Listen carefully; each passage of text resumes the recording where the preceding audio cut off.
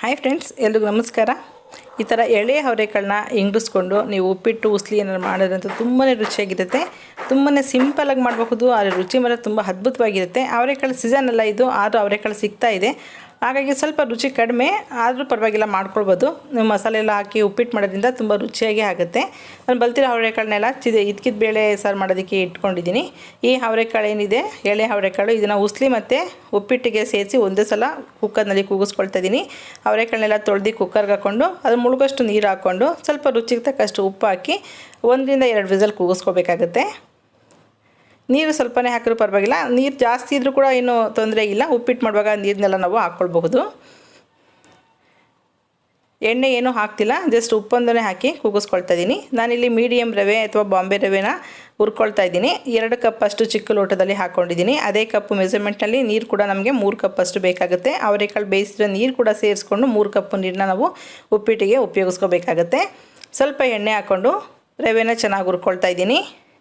ನಾವು ಎಣ್ಣೆ ಹಾಕಿದ ತಕ್ಷಣ ಗಂಟು ಥರ ಆಗುತ್ತೆ, ಆದರೆ ಹುರಿತಾ ಇದ್ದಂಗೆ ನೋಡಿ ಎಲ್ಲ ಬಿಡಿ ಥರ ಈ ಥರ ಆಗುತ್ತೆ. ಈ ಥರ ನೀವು ಐಡೆಂಟಿಫೈ ಮಾಡಿಕೊಂಡು ರವೆನ ಹುರ್ಕೋಬೇಕಾಗುತ್ತೆ. ತುಂಬ ತಳ ಹಿಡಿಯೋ ಥರ ಎಲ್ಲ ಫ್ರೈ ಮಾಡ್ಕೋಬೇಡಿ. ಅಷ್ಟರಲ್ಲಿ ಅವರೆಕಾಳು ಕೂಡ ಬೆಂದಿದೆ. ಅವರೆಕಾಳು ಬೆಂದಿದೆ ಒಂದು ಸಲ ಚೆಕ್ ಮಾಡಿ. ಬೆಂದಿಲ್ಲ ಅಂದರೆ ಇನ್ನೂ ಒಂದು ವಿಸಲ್ ಕೂಗಿಸಿ ಅಥವಾ ಕುಕ್ಕರ್ನಲ್ಲೇ ಸೈಡಿಗೆ ಕ್ಯಾಪ್ ಓಪನ್ ಮಾಡಿ ಬೇಯೋಕ್ಕಿಟ್ಟು ಕೂಡ ಚೆನ್ನಾಗಿ ಬೆಂದೋಗುತ್ತೆ. ಹದವಾಗಿದೆ, ಬೆಂದಿಲ್ಲ, ತುಂಬ ನುಣ್ಣು ಕೂಡ ಬೆಂದಿಲ್ಲ, ಹದವಾಗಿದೆ. ನಾನಿಲ್ಲಿ 3 ಗೆಡ್ಡೆಯಷ್ಟು ಈರುಳ್ಳಿ ತೊಗೊಂಡಿದ್ದೀನಿ, ಬೆಳ್ಳುಳ್ಳಿ, ಹಾಗೆ ಶುಂಠಿ 1 ಇಂಚಷ್ಟು ತುರಿದಿಟ್ಕೊಂಡಿದ್ದೀನಿ. ಹಾಗೆ 1 ಟೊಮೊಟೊ, ಸ್ವಲ್ಪ ಕೊತ್ತಂಬರಿ ಸೊಪ್ಪು, ಬೀನ್ಸ್ ಒಂದು 4 ರಿಂದ 5 ಸಣ್ಣದಾಗಿ ಹೆಚ್ಚಿಟ್ಕೊಂಡಿದ್ದೀನಿ.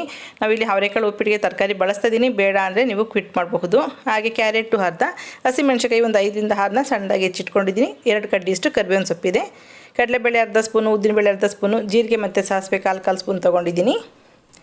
ಈಗ ಉಪ್ಪಿಟ್ಟಿಗೆ ಒಗ್ಗರಣೆ ಮಾಡ್ಕೊಳ್ಳೋಣ. ಎಣ್ಣೆ 2 ಸ್ಪೂನಷ್ಟು, ಹಾಗೆ ತುಪ್ಪ 1 ಸ್ಪೂನಷ್ಟು ಹಾಕ್ಕೊಂಡಿದ್ದೀನಿ. ತುಪ್ಪನ ನೀವು ಕೊನೆಯಲ್ಲಿ ಹಾಕೋದಕ್ಕಿಂತ ಮೊದಲೇ ಹಾಕಿ, ತುಂಬಾ ರುಚಿಯಾಗಿರುತ್ತೆ. ಉದ್ದಿನಬೇಳೆ, ಕಡಲೆಬೇಳೆ, ಸಾಸಿವೆ, ಜೀರಿಗೆ ಎಲ್ಲ ಹಾಕ್ಕೊಳ್ತಾ ಇದ್ದೀನಿ. ಅದು ಸ್ವಲ್ಪ ಚಟಪಟ ಅಂತ ನಂತರ ನಾವು ಬೆಳ್ಳುಳ್ಳಿ ಹಾಕ್ಕೊಳ್ಳೋಣ. ಬೆಳ್ಳುಳ್ಳಿ ಫ್ಲೇವರ್ ಅಂತೂ ತುಂಬಾ ಟೇಸ್ಟಿಯಾಗಿರುತ್ತೆ. ಸ್ವಲ್ಪ ಜಜ್ಜಿಬಿಟ್ಟು ಹಾಕ್ಕೊಳ್ಳಿ. ಶುಂಠಿ ಬೆಳ್ಳುಳ್ಳಿ ಪೇಸ್ಟ್ಗಿಂತ ಈ ಥರ ಜಜ್ಜಿ ಹಾಕೋದಂತೂ ತುಂಬಾ ರುಚಿಯಾಗಿರುತ್ತೆ. ಹಾಗೆ ಶುಂಠಿ ಕೂಡ ಹಾಕ್ಕೊಂಡಿದ್ದೀನಿ. ಈಗ ಹಸಿಮೆಣಸಿನಕಾಯಿ, ಈರುಳ್ಳಿನ 1 ನಿಮಿಷದಷ್ಟು ಎಣ್ಣೆಯಲ್ಲಿ ಬಾಡಿಸ್ಕೊಳ್ಳೋಣ. ಹಸಿಮೆಣಸಿನಕಾಯಿನ ಈ ರೀತಿ ಎಣ್ಣೆಲಿ ಬಾಡಿಸೋದ್ರಿಂದ ತುಂಬ ಖಾರ ಕೂಡ ಇರೋದಿಲ್ಲ, ಘಾಟು ಕೂಡ ಬರೋದಿಲ್ಲ, ತುಂಬಾ ಚೆನ್ನಾಗಿರುತ್ತೆ. ಅಥವಾ ನೀವು ಇದನ್ನು ಪೇಸ್ಟ್ ಮಾಡಿ ಕೂಡ ಹಾಕಬಹುದು. ನಾನಿಲ್ಲಿ 4 ಪೀಸಷ್ಟು ಲವಂಗ, ಹಾಗೆ 1 ಸಣ್ಣ ಪೀಸು ಚಕ್ಕೆ, ಹಾಗೆ ಕರಿಬೇವಿನ ಸೊಪ್ಪನ್ನು ಹಾಕ್ಕೊಳ್ತಾ ಇದ್ದೀನಿ. ಇದು ಮಸಾಲ ಉಪ್ಪಿಟ್ಟಾಗಿರೋದ್ರಿಂದ ಲೈಟಾಗಿ ಗರಂ ಮಸಾಲ ಹಾಕ್ಕೊಂಡಿದ್ದೀನಿ. ಹಾಗೆ ಹೆಚ್ಚಿರೋಂಥ ಬೀನ್ಸು ಮತ್ತು ಕ್ಯಾರೆಟು ತುಂಬ ಸಣ್ಣದಾಗಿ ಹೆಚ್ಚಿದ್ದೀನಿ.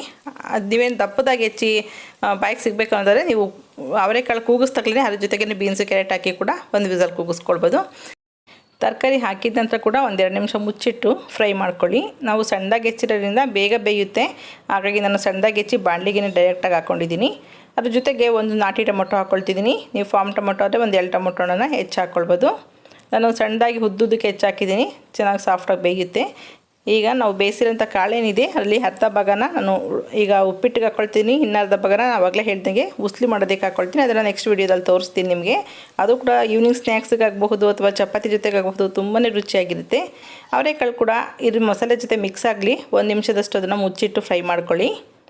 ನಂತರ ಒಂದು ಅರ್ಧ ಸ್ಪೂನಷ್ಟು ಹಳದಿ ಪುಡಿ ಹಾಕ್ಕೊಳ್ತಾ ಇದ್ದೀನಿ. ಹಾಗೆ ರುಚಿಗೆ ತಕ್ಕಷ್ಟು ಉಪ್ಪು ಹಾಕ್ಕೊಳ್ತಿದ್ದೀನಿ. ನಾನು ಇಲ್ಲಿ ಅವರೆಕಾಳಿಗೆ ಮಾತ್ರ ಉಪ್ಪು ಹಾಕಿದ್ದೀನಿ, ತರಕಾರಿಗಳಿಗೆಲ್ಲ ಸೇರಿ ಈಗ ಉಪ್ಪು ಹಾಕ್ಕೊಳ್ತಿದ್ದೀನಿ. ನೀವು ಉಪ್ಪಿಟ್ಟಿಗೆ ನೀರೆಲ್ಲ ಹಾಕಿದ ನಂತರ ಕೂಡ ನೀವು ರುಚಿ ನೋಡಿ ಕೂಡ ಉಪ್ಪನ್ನು ಆ್ಯಡ್ ಮಾಡ್ಕೊಳ್ಬೋದು, ಕಡಿಮೆ ಅನಿಸಿದ್ರೆ.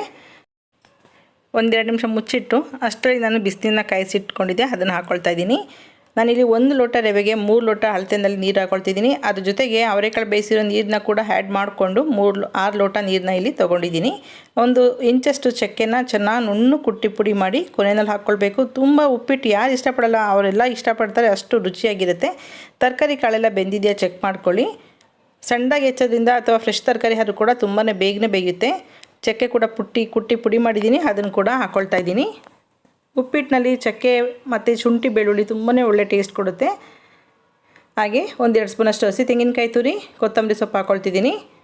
ಇದೆಲ್ಲ ಹಾಕಿದ ನಂತರ ನೀವು ಟೇಸ್ಟ್ ನೋಡಬಹುದು. ನೀವು ಕೊನೆಯಲ್ಲಿ ತೆಂಗಿನಕಾಯಿ ತುರಿ, ಕೊತ್ತಂಬರಿ ಸೊಪ್ಪು ಹಾಕಿದ್ರೆ ಒಂಥರ ಟೇಸ್ಟ್ ಇರುತ್ತೆ. ನಾವು ಕುದಿಯೋ ನೀರಿಗೆ ಹಾಕಿದ್ರೆ ಅದು ತುಂಬ ರಸ ಎಲ್ಲ ಬಿಡೋದ್ರಿಂದ ತೆಂಗಿನಕಾಯಿ ತುಂಬಾ ಟೇಸ್ಟಿಯಾಗಿರುತ್ತೆ ಉಪ್ಪಿಟ್ಟು. ಈಗ ಅದೆಲ್ಲ ಮಿಕ್ಸ್ ಆದ ನಂತರ ನೀವು ಟೇಸ್ಟ್ ಎಲ್ಲ ನೋಡಿದ ನಂತರ ನಾವು ಹುರಿದಿಟ್ಕೊಂಡಿರೋಂಥ ರವೆ ಇದೆಯಲ್ಲ ಆ ರವೆನ ಹಾಕ್ಕೊಂಡು ತಿರುಗಿಸ್ತಾನೆ ಇರಬೇಕು. ನೀವು ರವೆ ಹಾಕಿಟ್ಬಿಟ್ಟು ಆಮೇಲೆ ತಿರ್ಗ್ಸೋಕೋರೆ ಗಂಟಾಗುತ್ತೆ. ನಾನು ಮೀಡಿಯಮ್ ಫ್ಲೇಮಲ್ಲಿ ಇಟ್ಕೊಂಡೆ ರವೆನ ಹಾಕ್ಕೊಂಡು ತಿರುಗಿಸಿದ್ದೀನಿ, ಲೋ ಫ್ಲೇಮ್ ಮಾಡಿಲ್ಲ. ಇದೆಲ್ಲ ಸ್ವಲ್ಪ ನೋಡಿ, ನೀವು ಮೀಡಿಯಮ್ ಫ್ಲೇಮಲ್ಲಿ ಇಟ್ಕೊಂಡ್ರೆ ಇಮಿಡಿಯೇಟ್ ಬೇಗ ಗಟ್ಟಿ ಆಗುತ್ತೆ. ರವೆ ಕೂಡ ಗಂಟಾಗಲ್ಲ, ಕಾಳು ತರಕಾರಿ ಎಲ್ಲ ಇರೋದ್ರಿಂದ. ಮತ್ತು ರವೆ ಹಾಕುವಾಗ್ಲೂ ಚೆನ್ನಾಗಿ ಕೈ ಆಡಿಸ್ಕೋಬೇಕು.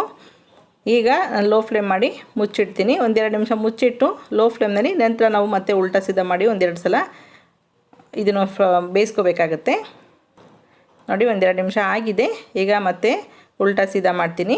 ಮೇಲ್ಗಡೆದೆಲ್ಲ ಕೆಳಗಡೆ ಹೋಗುತ್ತೆ, ಕೆಳಗಡೆದೆಲ್ಲ ಮೇಲೆ ಬರುತ್ತೆ. ತುಂಬ ಮಿಕ್ಸ್ ಮಾಡ್ತಾ ಅದನ್ನು ಪ್ರೆಸ್ ಮಾಡಬಾರ್ದು. ಲೈಟಾಗಿ ಒಂದು ಸಲ ಮಿಕ್ಸ್ ಮಾಡಿ ನಂತರ ನಾವು ಪ್ಲೇಟ್ ಮುಚ್ಚಿ ಇನ್ನೊಂದು ನಿಮಿಷದಷ್ಟು ಬೇಯಿಸ್ಬೇಕಾಗತ್ತೆ. ಲೋ ಫ್ಲೇಮ್ನಲ್ಲೇ ಈ ಪ್ರೊಸೀಜರ್ ಮಾಡಬೇಕು. ತುಂಬಾ ಚೆನ್ನಾಗಿರುತ್ತೆ ಟೇಸ್ಟು. ಈ ಥರ ಮಸಾಲ ಉಪ್ಪಿಟ್ಟನ್ನ ಮಾಡಿ ನೋಡಿ. ಎಲ್ಲ ಕಡೆ ಅವರೆಕಾಳು ಸಿಗ್ತಿದೆ, ಅವರೆಕಾಳು ಸೀಸನ್ ಆಗದಿದ್ರೂ ಕೂಡ ಅವರೆಕಾಳು ಸಿಗುತ್ತೆ ಈಗ. ಅದಕ್ಕೆ ಸ್ವಲ್ಪ ಮಸಾಲೆಗೆ ಈ ರೀತಿ ಮಾಡ್ಕೊಳ್ಳೋದ್ರಿಂದ ಟಿಫನ್ ಕೂಡ ತುಂಬ ರುಚಿಯಾಗಿರುತ್ತೆ, ಹಾಗೆ ಹೊಸ ರುಚಿ ಕೂಡ ಕಲ್ತಂಗಾಗುತ್ತೆ. ನೋಡ್ರಲ್ಲ ಎಷ್ಟು ಸಿಂಪಲ್ ಅಂತ. ತುಂಬ ಯಾವುದೋ ಮಸಾಲೆಗಳಿಲ್ಲ, ರುಬ್ಬಬೇಕಾಗಿಲ್ಲ, ಏನಿಲ್ಲ, ತುಂಬಾ ಸಿಂಪಲ್ಲು.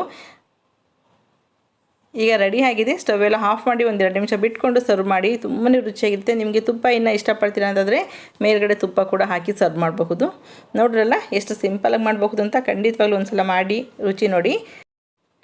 1 kg ಅವರೆಕಾಯಿನಲ್ಲಿ ಸ್ವಲ್ಪ ಹಿತ್ಕಿದ ಬೇಳೆ ಸಾರು ಕೂಡ ಮಾಡಿದ್ದೆ, ಅದು ಕೂಡ ತುಂಬಾ ರುಚಿಯಾಗಿತ್ತು. ಮಿಕ್ಕಿದ್ರಲ್ಲಿ ಉಪ್ಪಿಟ್ಟು ಮಾಡಿದ್ದೀನಿ. ಇನ್ನೂ ಸ್ವಲ್ಪ ಅದರಲ್ಲಿ ಉಪ್ಪಿಟ್ಟಿಗೆ ಬೇಯಿಸಿರೋಂಥ ಅವರೆಕಾಳಿನಲ್ಲಿ ಈ ರೀತಿ ಅವರೆಕಾಳು ಉಸ್ಲಿ ಮಾಡಬಹುದು. ಈವ್ನಿಂಗ್ ಸ್ನ್ಯಾಕ್ಸಿಗೆ ಅಥವಾ ಚಪಾತಿಗೆ ತುಂಬಾ ಚೆನ್ನಾಗಿರುತ್ತೆ. ಅದು ಕೂಡ ಮುಂದಿನ ವೀಡಿಯೋದಲ್ಲಿ ಅಪ್ಲೋಡ್ ಮಾಡ್ತೀನಿ. ನೋಡ್ರಲ್ಲ, ನಿಮಗೂ ಕೂಡ ಇಷ್ಟ ಆಯ್ತು ಅಂತ ಅಂದ್ಕೊಳ್ತೀನಿ. ದಯವಿಟ್ಟು ಇಷ್ಟ ಆದರೆ ಲೈಕ್ ಮಾಡೋದನ್ನು ಮರಿಬೇಡಿ.